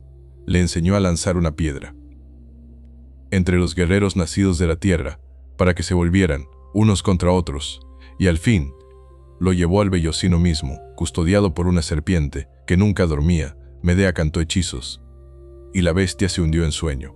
Jasón tomó el vellocino, brillante y suave, como oro fundido, y huyó con Medea a la oscuridad. La traición de Medea. Etes los persiguió con barcos, pero los amantes habían comprado tiempo. Con sangre, Medea había tomado a su hermano joven, Absirto, lo cortó en pedazos y los esparció en el mar, obligando a su padre a detenerse y recoger las extremidades para entierro. El Argo se escabulló, manchado por crimen y magia. Su regreso fue un vagar, más allá de Sila y Caribdis, a través de tierras de peligro y de mora. Al fin, regresaron a Iolco, pero Pelia se negó a ceder la corona. Medea, en venganza, engañó a sus hijas para cortarlo en pedazos y hervirlo vivo, afirmando que era un hechizo de rejuvenecimiento. Horrorizados, el pueblo se levantó. Jasón, ahora manchado por traición, fue exiliado. Huyó a Corinto, donde él y Medea vivieron por años, en paz incómoda, pero Jasón, siempre buscando legitimidad, dejó a Medea de lado y eligió a una princesa corintia para matrimonio. Medea, agraviada y vengativa, desató una furia que ningún hombre podía soportar. Envenenó el vestido de la novia, quemándola en cenizas, y asesinó a sus propios hijos por Jasón. Luego huyó, llevada en un carro, tirado por dragones, un regalo de su abuelo, Helios. Jasón, roto, regresó a Iolco. En sus últimos días, vagó entre ruinas, olvidado, un día, descansando bajo el Argo, ahora en dique seco, y descomponiéndose, una viga se soltó y golpeó su cráneo. Así pasó el gran héroe, no en batalla, no en gloria, sino en silencio, bajo los huesos de su pasado. Sin embargo, la historia de Jasón perduró, porque en la búsqueda del vellocino, en la reunión de héroes, en amor que se volvió agrio y grandeza deshecha, Grecia encontró uno de sus mitos más perdurables, la promesa y el precio de la ambición. La casa de Tebas y Edipo. Hay pocas líneas de sangre en el mito griego más malditas que la casa real de Tebas, donde la mayoría de los héroes luchaban contra monstruos o navegaban por tronos distantes. Los reyes tebanos luchaban contra su propia estirpe y hacían guerra contra el pasado mismo. Su legado no está tallado en bronce ni cantado en triunfo, sino escrito en acertijos, locura y asesinato. Incluso la fundación de la ciudad estaba empapada en presagios y desasosiego. Tebas comenzó con una búsqueda. Cadmo, un príncipe fenicio y hermano de Europa, partió a buscar a su hermana, después de que Zeus la secuestrara, bajo la forma de un toro blanco, incapaz de recuperarla. Cadmo buscó guía del oráculo en Delfos, quien le dijo que abandonara su búsqueda, y en cambio siguiera una vaca, hasta que se acostara. Allí debía fundar una ciudad obediente. Vagó hasta que la bestia colapsó sobre una colina, pero cuando Cadmo envió a sus compañeros por agua, encontraron sus muertes a manos de una serpiente sagrada para Ares. Custodiando un manantial, Cadmo mató a la serpiente él mismo y por orden de Atenea sembró sus dientes en el suelo. De la tierra surgieron guerreros armados, los espartos, u hombres sembrados, quienes se volvieron unos contra otros hasta que solo 5 quedaron. Estos 5 se convirtieron en las familias nobles de Tebas y Cadmo su rey. Pero la matanza de la serpiente de Ares atrajo ira divina. Cadmo sirvió al dios de la guerra durante 8 años en penitencia. Se casó con Armonía, hija de Ares, y Afrodita, y los dioses mismos vinieron a su boda. La pareja recibió un collar maldito, forjado por Hefesto, una cosa de belleza, que traería ruina a todos quienes lo llevaran, y así la perdición de Tebas comenzó no en odio, sino en celebración, maldecida por belleza y sangre. Generaciones pasaron, las hijas de Cadmo encontrarían destinos crueles, y no enloqueció y arrojó a su hijo al mar. El hijo de Autónoe, Acteón, fue desgarrado por sus propios perros. Después de ver a Artemisa bañándose, Sémele, amada por Zeus, fue engañada por Hera para exigir que revelara su forma verdadera y murió en llamas. Y Ágave, en un frenesí de locura dionisíaca, desgarró a su propio hijo, Penteo, miembro de miembro, creyendo que era un león. pero fue a través del bisnieto de Cadmo, Layo, que la verdadera tragedia se desarrollaría. Layo se convirtió en rey de Tebas y tomó a Yocasta como su reina. Sin embargo, los dioses no habían perdonado. La línea de Cadmo vino un oráculo. Si Layo alguna vez tenía un hijo, ese niño mataría a su padre y se casaría con su madre, como en todas las historias griegas. La advertencia no fue suficiente para prevenir el pecado. Layo yació con Yocasta y nació un hijo. Aterrorizado, Layo ordenó que los tobillos del infante fueran perforados y atados. Luego lo dio a un sirviente, para ser abandonado en el monte Citerón, pero el sirviente, compadeciendo al niño, lo pasó a un pastor, quien a su vez lo entregó al rey y la reina de Corinto. Pólibo y Mérope, quienes no tenían hijos, dieron la bienvenida al niño, como propio. Lo llamaron Edipo, que significa pie hinchado, y nunca le dijeron la verdad de su sangre. La tragedia de Edipo. Edipo creció como un joven inteligente y orgulloso, pero rumores de su nacimiento lo alcanzaron. Buscando la verdad, viajó a Delfos, donde el oráculo le dio la misma profecía, una vez hablada a Layo, que mataría a su padre y se casaría con su madre. Horrorizado, creyendo que Pólibo y Mérope eran sus verdaderos padres, Edipo huyó de Corinto, sin saberlo, corriendo hacia su destino. En el camino, en una encrucijada cerca de Delfos, se encontró con un extraño, viejo, orgulloso e imperioso.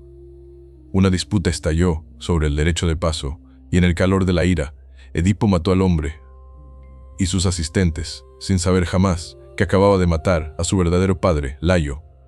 Continuó a Tebas, que estaba bajo asedio, no por un ejército, sino por la Esfinge, una criatura con cuerpo de león, alas de águila y rostro de mujer. Devoraba a todos quienes fallaban en responder su acertijo: ¿qué camina en 4 patas por la mañana? 2 al mediodía y 3 al atardecer. Edipo respondió sin dudar. El hombre, la Esfinge, derrotada, se arrojó desde un acantilado. Tebas se regocijó. El libertador de la ciudad fue hecho rey, y en gratitud se le dio a la reina viuda como su esposa, Yocasta, su madre. Los años pasaron. Edipo gobernó bien y tuvo 4 hijos: Eteocles, Polinices, Antígona e Ismene. Pero plaga cayó sobre Tebas, y el oráculo proclamó que la tierra estaba maldita, por sangre no castigada. Lentamente, terriblemente, la verdad se desenredó. El anciano en la encrucijada, el pesar de la reina, los pies cicatrizados, el sirviente que sobrevivió, y el profeta ciego Tiresias, quien nombró al rey como tanto padre como hermano, hijo y esposo. Yocasta se ahorcó. Edipo tomó sus broches y se cegó a sí mismo, perforando sus propios ojos. Rogó ser exiliado y vagó por la tierra como una figura desdichada. Guiado solo por la mano de Antígona, en las colinas cerca de Colono, encontró santuario y al fin una muerte tranquila. Tragado por la tierra, su tumba un secreto, guardado por los dioses. Pero sus hijos no escaparon la maldición. Eteocles y Polinices lucharon por el trono. Cuando Polinices fue exiliado, levantó un ejército de Argos y llevó a los 7 contra Tebas. Una guerra que bañó la ciudad en sangre. Los hermanos se mataron en combate singular. En las puertas, Tebas sobrevivió, pero su alma estaba rota. Antígona, la última en llevar el viejo honor, enterró a su hermano, a pesar del decreto real. Por esto fue condenada por su tío Creonte, y enterrada viva. Los dioses enviaron locura y muerte a su casa como castigo. Tebas perduró, pero su realeza se convirtió en puerta giratoria de ruina. La historia de Edipo no es una de monstruos matados o ciudades construidas. Es una historia de destino, de cómo un hombre puede hacer todo lo posible para huir de una profecía y aún así correr directo a sus brazos. Es una tragedia no nacida del mal, sino de la ignorancia, de un hombre que buscó la verdad y fue destruido por ella. La casa de Tebas, por toda su gloria, fue construida sobre huesos de serpientes y acertijos, y ningún acertijo, no importa cuán inteligentemente respondido, puede cambiar la voluntad de los dioses. La guerra de Troya, de todas las guerras que jamás devastaron suelo mortal, ninguna resonaría más fuerte que la luchada por el rostro de una mujer. Una guerra de juramentos y orgullo, de belleza y traición, de dioses y reyes y la caída de imperios. Comenzó, no con lanzas ni fuego, sino con una boda, a la que todos los dioses fueron invitados. Salvo uno, Eris, diosa de la discordia, no fue bienvenida en el matrimonio de Peleo y Tetis, la ninfa del mar, destinada a dar a luz un hijo, mayor que su padre en su furia. Eris arrojó a la fiesta una manzana dorada, inscrita con 3 palabras, que destrozarían reinos. Para la más bella, la manzana fue reclamada por Hera, Atenea y Afrodita, cada una creyendo ser la más digna de su brillo para resolver la disputa. Se volvieron a un pastor mortal, un príncipe, Paris, hijo del rey Príamo de Troya, quien había sido exiliado a las colinas. Después de que un presagio predijera que un día quemaría la ciudad de su nacimiento, los dioses lo llevaron a juicio en el monte Ida, y una por una ofrecieron sobornos. Hera prometió reinado sobre todos los hombres. Atenea juró sabiduría y victoria en guerra. Pero Afrodita, con una sonrisa, como trueno suave, le ofreció el amor.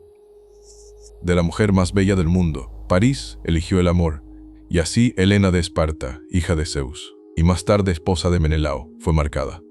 Helena había tenido muchos pretendientes en su juventud. Príncipes y reyes de toda Acaya, atraídos no solo por su belleza, sino por la promesa de líneas de sangre que alcanzaban el Olimpo. Su padre mortal, el rey Tindario, temía la guerra que su mano desataría, por consejo de Odiseo, a todos los pretendientes, con un juramento sagrado, que quien quiera ganar a Helena, todos los demás jurarían defender esa unión, castigar a cualquiera que osara violarla. El pacto fue hecho con risa. Pero juramentos una vez sellados, atan más que hombres, atan destino. Menelao, hermano del rey Agamenón de Micenas, ganó su mano. Su gobierno en Esparta fue justo, su reino fuerte. Pero cuando París vino a visitar, bajo el pretexto de paz y derecho de huésped, vio a Helena. Y vio en ella el premio que Afrodita había prometido, si ella fue con él voluntariamente o fue tomada, sigue siendo asunto de canción y sombra. Los poetas no se ponen de acuerdo. Pero cuando París navegó de vuelta a través del Egeo, Helena estaba con él, y en esa hora la guerra comenzó, el llamado a las armas. Menelao enfureció, llamó al juramento, y todos quienes lo habían jurado respondieron: Odiseo de Ítaca, inteligente y reacio; Néstor, el viejo sabio de Pilos; Áyax el mayor, hijo de Telamón, altísimo y sombrío; Áyax el menor, rápido y feroz; Diomedes de Argos, valiente y hambriento de batalla; y Domeneo de Creta, firme y constante. De todas las esquinas de Hélade vinieron reyes, príncipes y señores de la guerra. Solo 2 se resistieron: Odiseo, quien fingió locura, sembrando sal en sus campos, hasta que un enviado astuto colocó a su hijo infante ante el arado; y Aquiles, hijo de Tetis, quien fue escondido por su madre entre las hijas de Licomedes, vestido en seda para escapar un destino que ella preveía. Pero los griegos lo encontraron. Odiseo, otra vez, engañó a Aquiles con una lanza y escudo entre regalos de joyería, y el niño eligió la guerra. Se reunieron en Áulide, una flota de 1000 barcos, bronce brillando, y velas como nubes de tormenta, pero los vientos no se levantaron. Los barcos permanecieron ociosos, y los hombres crecieron inquietos. El vidente Calcas reveló que Artemisa había sido ofendida, quizás por un alarde, quizás por un ciervo asesinado, y que solo un gran sacrificio la apaciguaría. El nombre que habló era Ifigenia, hija de Agamenón. Hay historias de mentiras contadas para traerla a Áulide, bajo el pretexto de matrimonio con Aquiles, de su madre llorando, Clitemnestra, del momento en que la hoja cayó, o de un rescate de último momento, con Artemisa llevándose a la niña y reemplazándola con un ciervo. Pero en la mayoría de los relatos, la sangre fue real, y los dioses observaron mientras el rey mataba a su propia hija. Por el bien de la guerra, los vientos vinieron, la flota navegó al este y el mundo cambió. Los griegos pisaron costas troyanas, no como saqueadores, sino como juicio mismo. Durante 10 años, acamparían bajo los muros de Ilión, la gran ciudad gobernada por Príamo, defendida por sus hijos. Héctor, noble y condenado; París, hermoso y débil; Deífobo, Heleno y los otros. Los dioses eligieron lados. Hera, Atenea y Poseidón se pararon con los griegos, Afrodita, Ares, Apolo y Artemisa favorecían a los troyanos. Solo Zeus intentó mantenerse por encima. Pero incluso él se doblaría, jalado por destino y familia, la cólera de Aquiles. Para el momento en que comienza la Ilíada de Homero, la guerra en Troya ha durado 9 largos años. Los griegos, esos reyes de rostro severo que una vez vinieron rugiendo a través del Egeo, se habían asentado en un ritmo sombrío, de asedio y supervivencia. Lo que había comenzado en furia y fuego, se volvió algo más frío, más lento, más desesperado. Construyeron campamentos de muros negros. A lo largo de la costa, arrastraron sus barcos, alto en la arena, y enviaron partidas de asalto, día tras día, no solo a batallar, sino a alimentar sus ejércitos. La guerra se arrastraba, como una vieja herida que no sanaría. Y ambos lados sintieron la infección profundizándose. Los troyanos, seguros detrás de sus muros poderosos, levantados, se decía, por Poseidón mismo, y el constructor mortal que Apolo había servido una vez, en penitencia, sufrían, pero perduraban. Los campos fuera de la ciudad, hacía mucho habían sido saqueados. Sus aliados vinieron, del este y norte, Sarpedón de Licia, Memnón de Etiopía, y otros, trayendo nueva vida a una vieja causa. Y sin embargo, los griegos no se irían, no sin Helena. El orgullo los mantenía allí, tanto como juramentos. La guerra se había convertido en asunto de legado, pero la guerra no vive en muros y barcos, vive en los corazones de los hombres. Y en esta guerra, 2 corazones ardían, más caliente que el resto: Agamenón, rey de reyes, severo e imperial, y Aquiles, hijo de Tetis y Peleo, inigualado en batalla, destinado a morir joven y determinado a hacer que esa muerte importara. La disputa entre estos dos destrozaría la frágil alianza griega. Comenzó, como tantas disputas, por una mujer. En una de muchas redadas, los griegos habían tomado cautivas. Entre ellas estaban Criseida, hija de un sacerdote de Apolo, y Briseida, una princesa de Lidmeso. Criseida fue otorgada a Agamenón, Briseida a Aquiles, cuando el padre de Criseida vino a rescatarla, portando regalos dorados y palabras reverentes. Agamenón lo desdeñó. El anciano oró a Apolo, y el dios respondió, no con fuego del cielo, sino con plaga, un asesino silencioso, que pasó de bestia a hombre, llenando el aire con muerte. El profeta Calcas al fin reveló la verdad. Agamenón, forzado a entregar a Criseida para salvar su ejército, lo hizo, pero a su vez exigió a Briseida de Aquiles como compensación. Era un desaire que Aquiles no podía soportar. Se levantó del consejo, en furia, llamó a Agamenón, cobarde codicioso, y juró un juramento ante los dioses.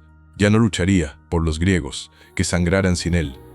Y así se retiró a su tienda, y con él fueron los mirmidones, sus guerreros de élite, silenciosos y peligrosos, forjados para la guerra. Desde ese momento, la marea cambió. Sin Aquiles, los griegos comenzaron a sufrir. Los troyanos presionaron más fuerte. Héctor, hijo de Príamo y campeón de Troya, lideró la carga. Con furia noble y silenciosa. No era París quien había traído la guerra, ni Deífobo quien buscaba gloria. Héctor era el corazón de la ciudad. Un esposo, un padre, un príncipe que llevaba la carga de su pueblo, no en orgullo, sino en deber. Día a día, los troyanos empujaron a los griegos. De vuelta al mar, barcos fueron incendiados.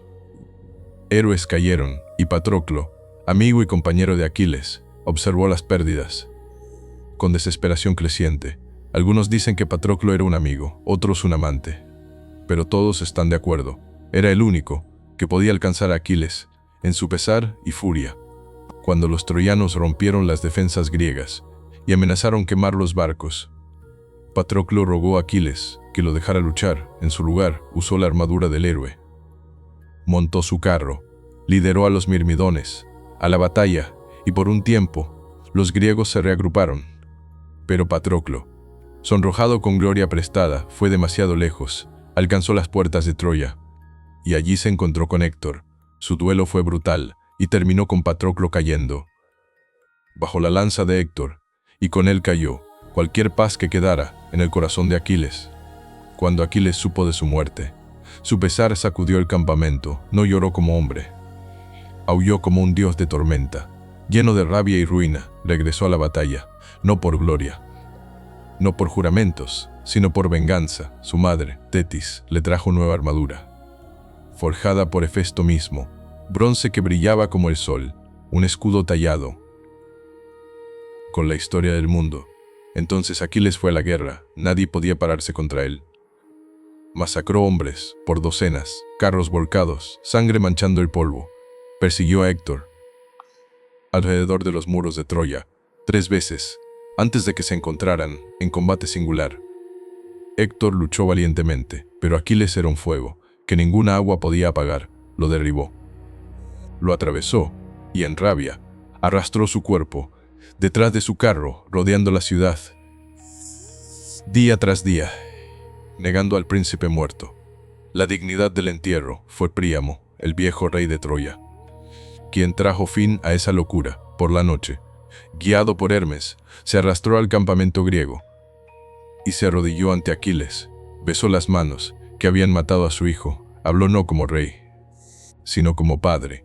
Y Aquiles al fin lloró, devolvió el cuerpo de Héctor y dio a Príamo paso seguro. Por un momento, hubo quietud en la guerra, pero la paz, como siempre, fue fugaz. Aquiles no sobreviviría a la guerra. Una flecha envenenada.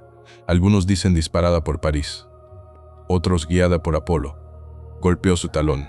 La única parte vulnerable de él murió en el polvo. Joven e inigualado. Y la guerra continuó sin él. La Ilíada termina, no con la caída de Troya, sino con un funeral y un pesar compartido. Sin embargo, la guerra aún se cernía. Los dioses no habían terminado, ni tampoco los griegos. El caballo de madera aún no había sido tallado. Las puertas aún no se habían abierto, pero la sangre había sido derramada, y la marea pronto cambiaría. La caída de Troya, para el 10º año. La guerra había sangrado la tierra hasta secarla. Los griegos, cansados y desesperados, necesitaban un nuevo plan. Fue Odiseo, el astuto rey de Ítaca, quien lo concibió. Un caballo de madera, enorme como un templo, construido por Epeo el carpintero, bajo la guía de Atenea. Dentro de su vientre hueco, se ocultaron los mejores guerreros griegos: Odiseo, Menelao, Neoptólemo, Diomedes y otros. Al amanecer, los troyanos subieron a sus torres, y no vieron velas en el mar. Los barcos se habían ido. En su lugar, en la llanura fuera de la puerta Escea, se erguía el caballo colosal, sin soldados, sin armas. La guerra, parecía, había terminado en silencio. Troya no se regocijó fácilmente. Príamo, viejo y cauteloso, cuestionó lo que veía. Otros instaron precaución, pero fue Sinón, un griego astuto dejado atrás, quien rompió el destino de la ciudad, pretendiendo ser un desertor. Tejió una historia tan inteligente que podría haber venido de la boca de Odiseo mismo. El caballo, dijo, era una ofrenda a Atenea, un símbolo de paz, dejado tras la partida de los griegos. Si los troyanos lo traían a su ciudad, garantizaría su dominio por generaciones. Pero si se atrevían a destruirlo, vendría la ruina. Solo Laoconte, sacerdote de Poseidón, habló la verdad. Cuidado con los griegos. Cuando traen regalos, advirtió, y lanzó una lanza al costado del caballo. La madera gimió, algo se movió dentro, pero en ese momento, como si los dioses mismos se hubieran cansado de advertir a los hombres, un par de serpientes marinas, grandes y enroscadas, con ojos como carbones ardientes, se elevaron del oleaje y aplastaron a Laoconte y sus hijos en sus espirales. El pueblo, viendo esto, lo llamó una señal. Troya había rechazado el regalo del dios una vez antes. No lo harían de nuevo. Con cuerdas y ruedas, con vítores e himnos, trajeron el caballo dentro de sus muros.